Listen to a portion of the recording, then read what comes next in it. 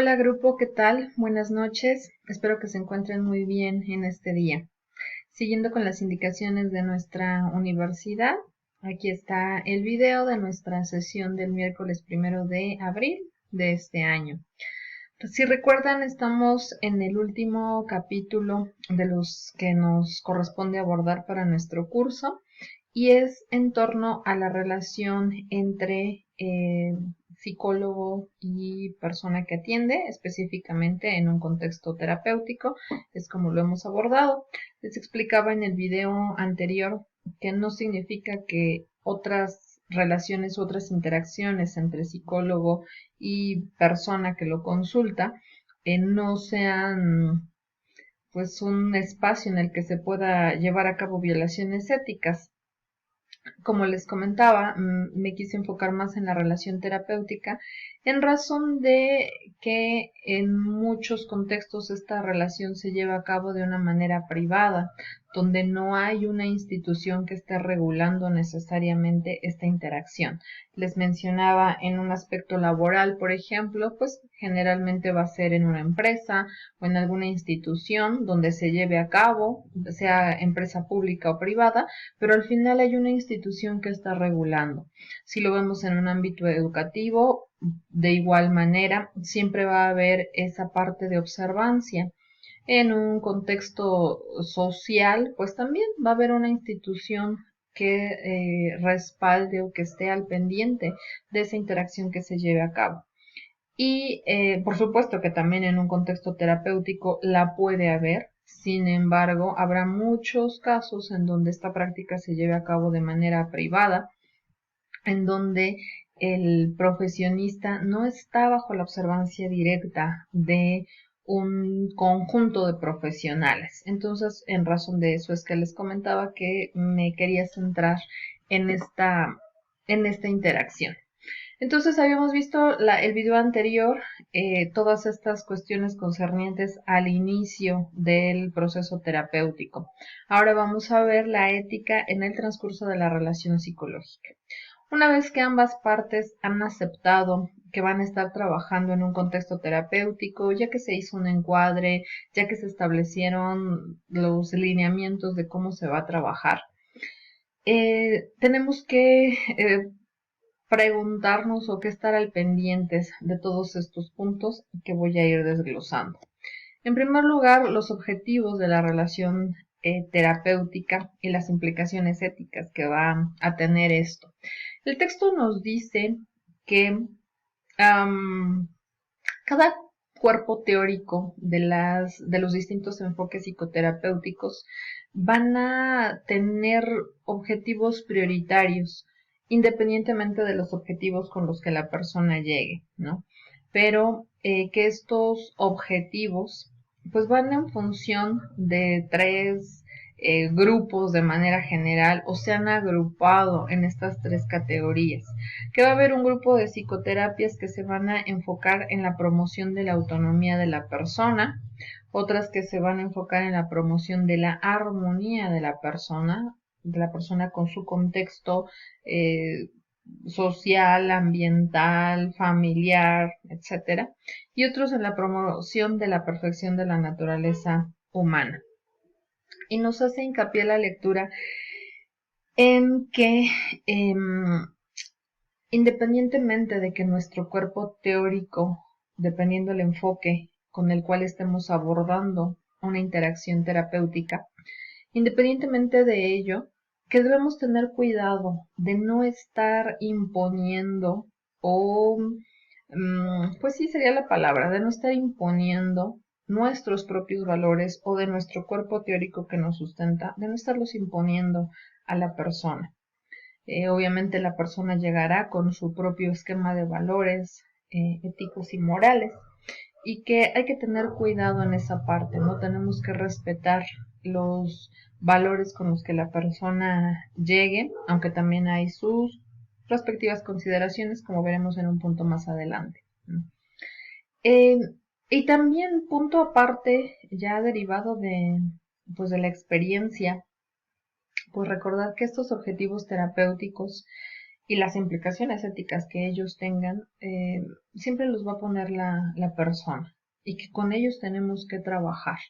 Obviamente cuidando que esos objetivos no dañen en primer lugar a la persona como tal o a terceras personas con las que esté implicado el paciente. Entonces ahí habrá que tener mucho cuidado cuando establecemos estos objetivos terapéuticos y la forma en la que vamos a llegar a ellos, obviamente. Ya es un tema del que hemos estado hablando acerca del derecho a la intimidad y confidencialidad de los datos. Y nos marca tres tipos de informaciones en las que debemos tener cuidado o que debemos poner más atención. Una es, como tal, no divulgar el hecho de que una persona es o ha sido paciente, ¿no? Esa es información de la persona y que nosotros no tendríamos por qué hacer esta divulgación. La información que obviamente se da en la interacción terapéutica, pues solamente queda en manos de las dos personas o si hablamos de una terapia familiar o grupal, pues de las personas que participaron en ese encuentro. Y es perteneciente esa información a cada una de las personas y solo ellos pudieran divulgar esta información. Y por supuesto la información sobre diagnósticos y el tratamiento llevado a cabo para el determinado caso o los determinados casos de lo que estamos hablando, ¿no? Esos tres elementos tendríamos que cuidar de no hacer una divulgación de ellos, a excepción de las consideraciones que ya en algún momento comentamos en clase. Y nos habla de otros tres puntos importantes a considerar. Uno, que en el caso de que las personas accedan a que su información sea compartida con terceras personas, que también tenemos que cuidarnos y tenemos que protegernos, haciéndole a la persona que firme un consentimiento de que nos está autorizando a revelar esta información, sobre todo cuando se trata de casos que no tienen implicaciones legales, por ejemplo, ¿no? Como en algún momento se los comentaba en clase. Si una autoridad a mí me está solicitando, autoridad llámese juzgado, llámese Ministerio Público, me está solicitando que yo revele información de la atención que he brindado, eso obviamente el paciente ya lo sabe y va a llegar en un documento o va a constar en algún expediente que esté en el juzgado o nos llegará una notificación, algún documento habrá donde quede expresamente establecida esa petición. Pero aquí se trata de aquellos casos en donde no hay esta petición expresa, sino en donde la persona quizás nos autoriza a que compartamos información con alguien quizás de su trabajo, con alguien de la familia, etcétera. Es en esos casos en donde tenemos que cuidarnos también. Para evitar futuras malinterpretaciones o olvidos de estos permisos. Y entonces sí pedir de una manera muy sencilla que la persona nos firme esa autorización de que podemos compartir esa información. También tener cuidado en la información cuando atendemos a niños y adolescentes.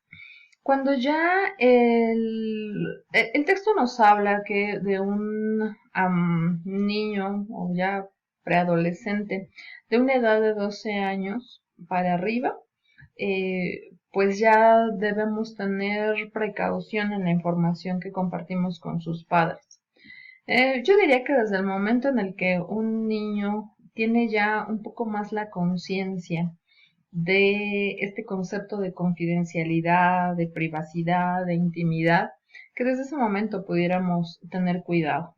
Obviamente a reserva, como ya lo comentamos también en algún momento en clase, de que la información sea relevante porque conlleva un riesgo en la integridad o en la vida del paciente menor de edad, o incluso es un riesgo para terceras personas, ¿no? Aquí hablaríamos expresamente de conductas suicidas y parasuicidas o de pues especulaciones o de ideas homicidas, por ejemplo, ¿no? Si fuera el caso.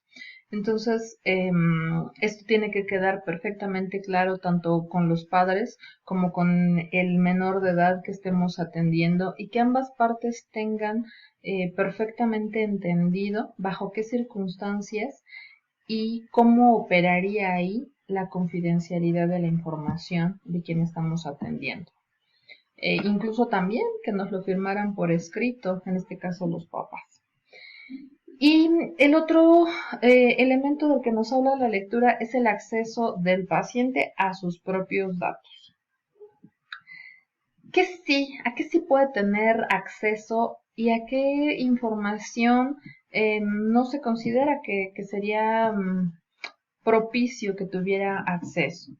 El texto habla como de dos tipos de información. Por un lado, los resultados objetivos o datos duros, por decirlo de alguna manera, como son los resultados tal cual de pruebas psicométricas que se hayan aplicado, eh, pues no resultados, la información recabada de una historia clínica, por ejemplo, esa es información objetiva, concreta, tal cual, a la que la persona podría tener acceso.